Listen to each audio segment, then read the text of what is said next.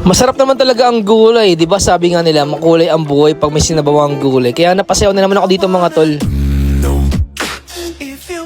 So, ayan ko, bago ka sa page ko, kaya hindi follow my page, magluluto na naman tayo ng ating ulam ngayong araw. Bali, nagpainit nga pala ako ng mantika, tapos niluto ko yung ating chicken liver o atay na manok. Huwag kang kukurap, masyadong mabilisan yung mga galawan natin ngayon mga tol. Bali, ginisa ko yung manok, tapos sibuyas, bawang, ayan na yung ating mga aromatics. Bali, yung panimpla nga palang gagamitin ko is liquid seasoning, pati toyo lang mga tol. Simmer lang natin for 10 minutes, tapos naghiwa na rin pala ako ng carrots.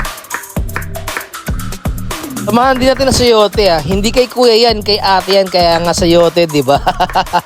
Kapag kalokohan, ang galing natin dyan Hindi, joke lang mga tol. Bali, ayan, naghiwa na rin pala ako ng red bell pepper. Pwede rin naman kayo gumamit ng berde, kaso puro berde rin ating mga gulay. Kaya ayan, bagay bilis mga tol. Tapos simmer natin ulit ng 10 minutes. Tapos naghiwa na rin pala ako ng repolyo. Mahal pa kasi yung broccoli, pati cauliflower, kaya wala ako na ilagay. Kaya idaanan na natin sa sayaw, di ba? Pili rin ako ng slurry. Wow, slurry. Pampalapa. Tapos ihalo na rin natin chicken liver. Pati yung puso ng manok. Ito nga pala yung version ko ng ginisang gulay o sinabawang gulay. At syempre, pag nagustuhan mo ang video, don't forget to like and follow my page mga tol. O paano? Tatapusin ko na itong video na ito. Magpapaalam na ako. Tapos ayun. Nyarap!